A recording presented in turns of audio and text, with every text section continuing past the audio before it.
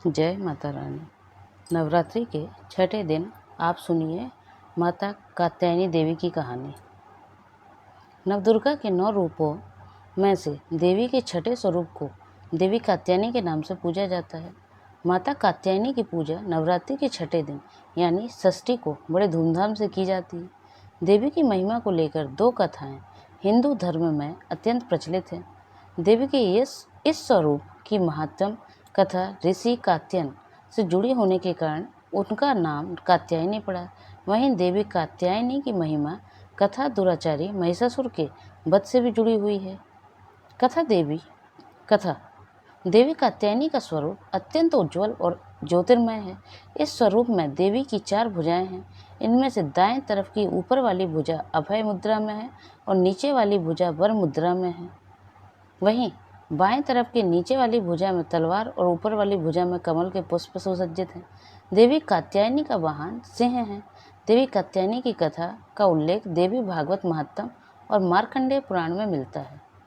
पुराणों में निहित कथाओं के अनुसार कथ नाम के एक प्रसिद्ध महर्षि हुआ करते थे। उनके पुत्र का नाम ऋषि कात्य था।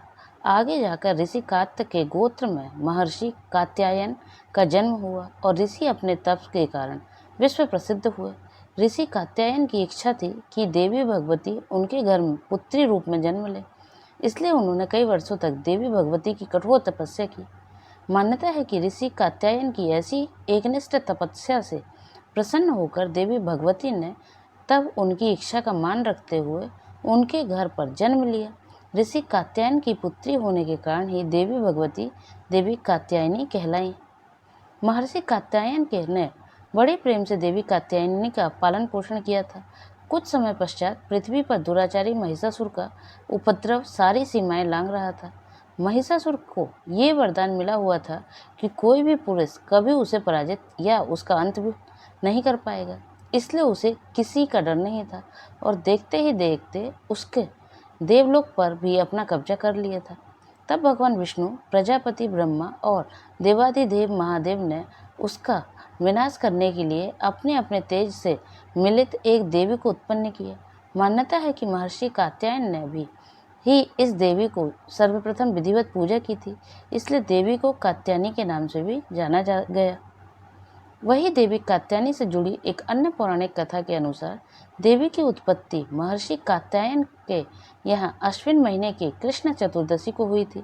इसके बाद महर्षि ने शुक्ल सप्तमी, अष्टमी और नवमी तक देवी की अपने आश्रम में विधिवत पूजा अर्चना की और दसवीं को देवी के इस स्वरूप ने महिषासुर का वध किया था। यही कारण है कि देवी के इस स्वरूप को देवी कात्यायनी के नाम से जाना गया था। महिषासुर का अंत करने के कारण देवी को महिषासुर मर्दिनी के नाम से भी जाना गया। इसके अलावा देवी कात्यायनी से जुड़ी एक और मान्यता यह भी है कि देवी दुर्गा का यह स्वरूप अमोघ फलदायिनी है। वज्र की गोपनियों के में करुणावतार श्री कृष्ण को अपने पति के रूप में पाने के लिए कालिंदी यमुना के किनारे देवी कात्यायनी ही की आराधना की थी। इसी कारण वर्तमान में भी देवी कात्यायनी समस्त ब्रजमंडल के अधिष्ठात्री देवी के रूप में प्रतिष्ठित है। स्कंद पुराण में देवी कात्यायनी के बारे में ये उल्लेख भी मिलता है कि उनकी उत्पत्ति परमेश्वर के सांसारिक क्रोध से हुई थी।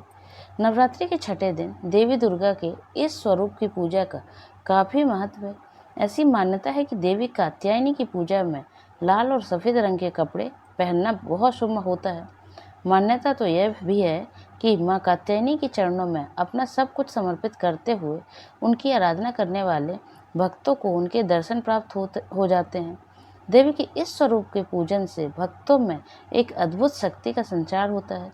देवी कात्यायनी का ध्यान गोधूली बेला में किया जाना चाहिए। देवी कात्यायनी की आराधना का मंत्र है ओम देवी कात्यायने नमः, अर्थात ओमकार के जैसे निर्विकार स्वरूप वाली देवी कात्यायनी की कृपा व शुभ दृष्टि हम पर बनी रहे। हम उन्हें बारंबार नमस्कार करते हैं। ऐसी मान्यता है कि देवी कात्यायनी को शहद अत्यंत प्रिय है, इसलिए नवरात्रि के छठे दिन देवी कात्यायनी की पूजा में शहद या शहद से बनी चीज़ों का भोग लगाना चाहिए।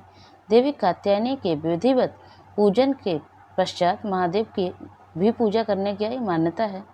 देवी दुर्गा के कात्यायनी अवतार की कथा हमें ये सीख देती है कि अगर भक्ति और संकल्प सच्चा हो तो परम प्रकृति की कृपा सदैव बनी रहती है।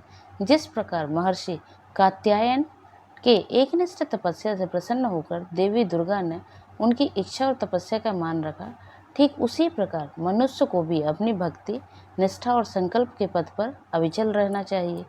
जय माता रानी।